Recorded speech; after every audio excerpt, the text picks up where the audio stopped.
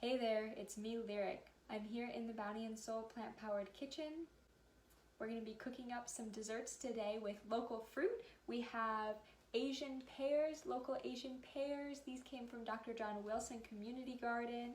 We also have an abundance of pears that we purchased last week from Lee's One Fortune Farm, and we've gotten donations from other gardens as well, like Hillside Garden. And we have some local blackberries. These were gleaned down in Hendersonville at Rhodes Farm by our volunteers this Sunday, so they're super fresh. And these are just some of the fruits that we can grow in our region. We can also grow persimmons, apples, strawberries, blueberries, mulberries, peaches, nectarines, plums, and I'm sure I'm missing some. But there's something so special and sweet about eating fruit that grows where you live. It's such a gift that these fruits grow in the summertime when we need some extra hydration, some hydrating foods like juicy berries or watermelons. That's another fruit we can grow here.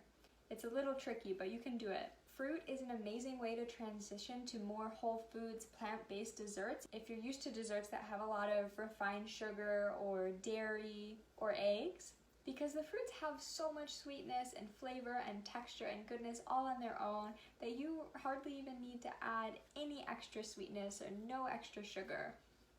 So the first dessert I'm going to make is actually kind of like a medicinal remedy. We're going to take this pear and we're going to stuff it with honey and fresh ginger. So this is a great option if you have a sore throat, right? Honey and ginger is going to really soothe that. If you have a cold and you're just not feeling well and you want something really warming that's also deeply nourishing, you have vitamin C in this pear, you have fiber that's going to help your digestive system, which is crucial if you're feeling ill, and you're going to have all of the calming medicinal qualities of the honey and the ginger.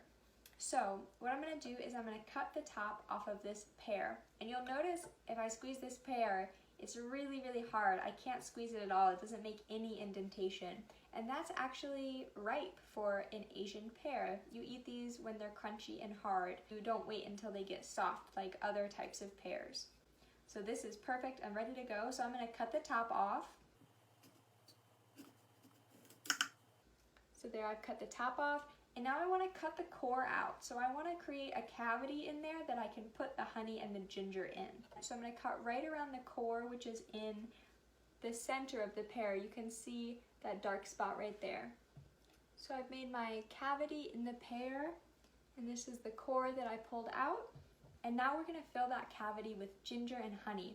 So this is some minced fresh ginger. I keep this in my refrigerator. You could also slice up ginger root if you have that.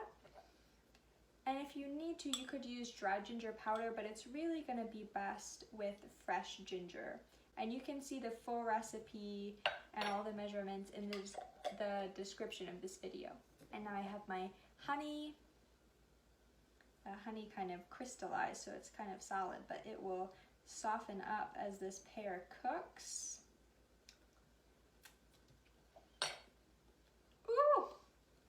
And now I'm just going to place the top back on my pear. So now I'm going to steam this.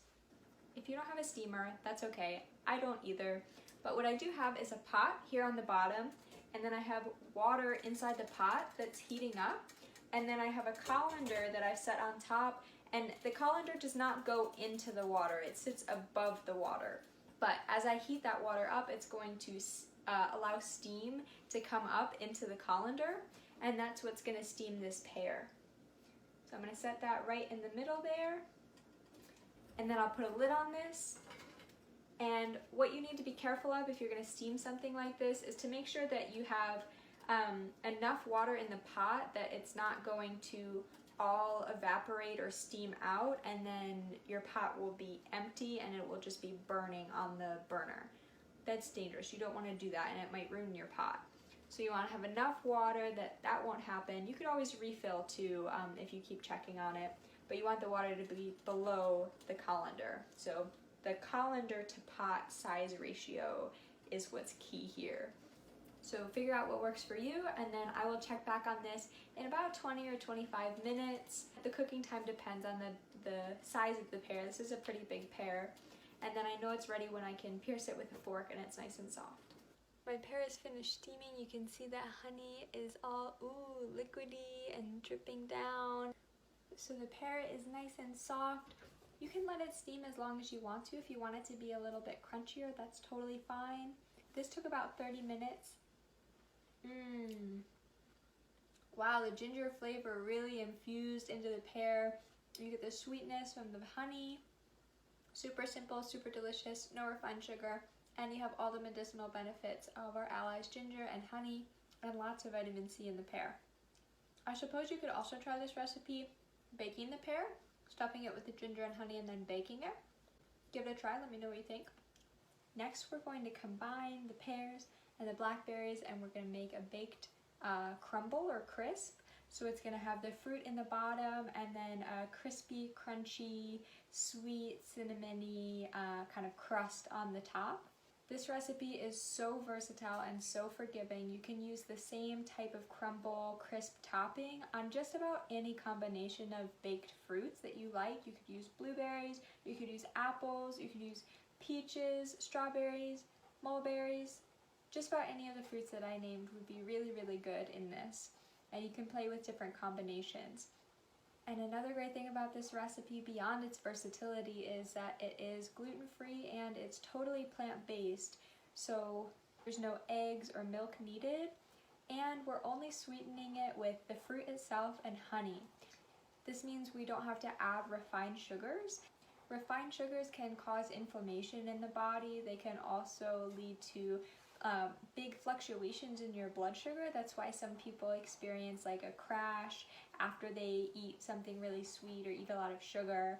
And they don't have vitamins and minerals and fiber in the same way that whole foods like fruit do, because the sugar has been refined and processed out of a whole food, right? Like sugar cane or beets, most commonly, processed down to just the sweetness. So you're missing out on all of the fiber and nutrition that your body needs to eat along with that sugar to be able to process it and assimilate it in your body. So let's get started. Again, you can check out the full proportions and measurements in the description of this video of all of the ingredients. I'm going to do a double batch today because I've been picking a lot of pears and I want to use them.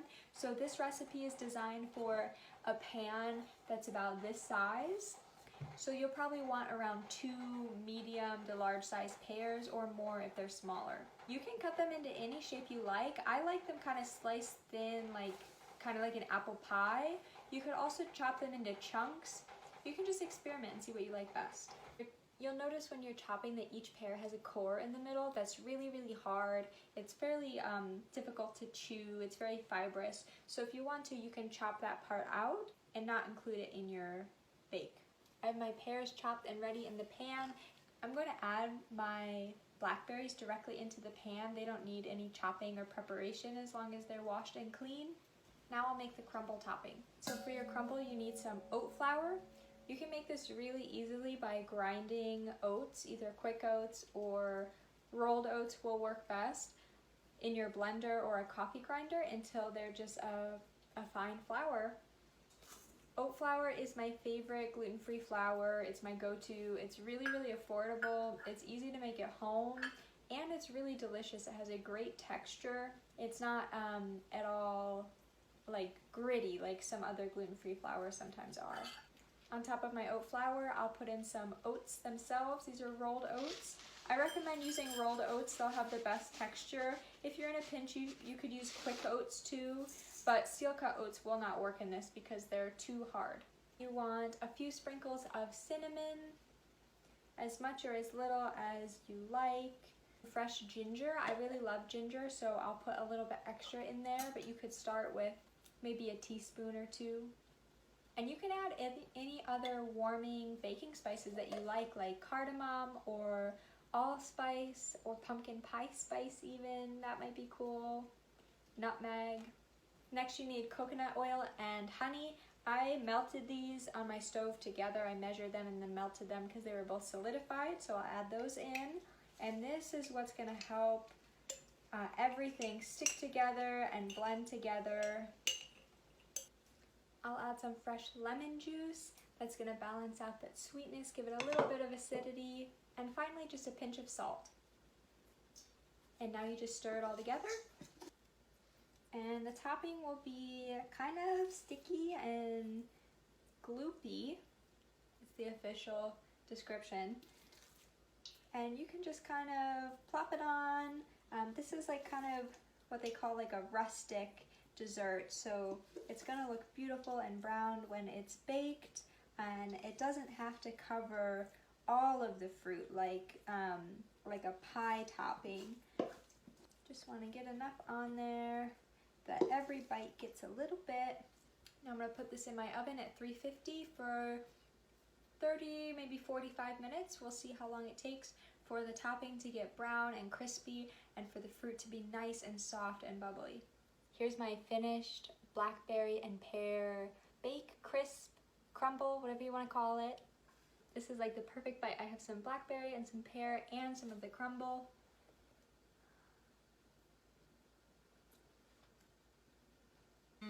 It's so good. The berries, like I said, got really juicy and they released a lot of liquid that the pears kind of stewed in. The crumble topping is crunchy, but it's also chewy. It has that cinnamon and ginger flavor. And this was so simple. You could add any fruits you like. You could add some chopped nuts like pecans in the topping. These are my ideas for simple whole food desserts using local fruits. I would love to hear some of your ideas and recipes. Feel free to leave questions in the comments, and I look forward to cooking with you again soon.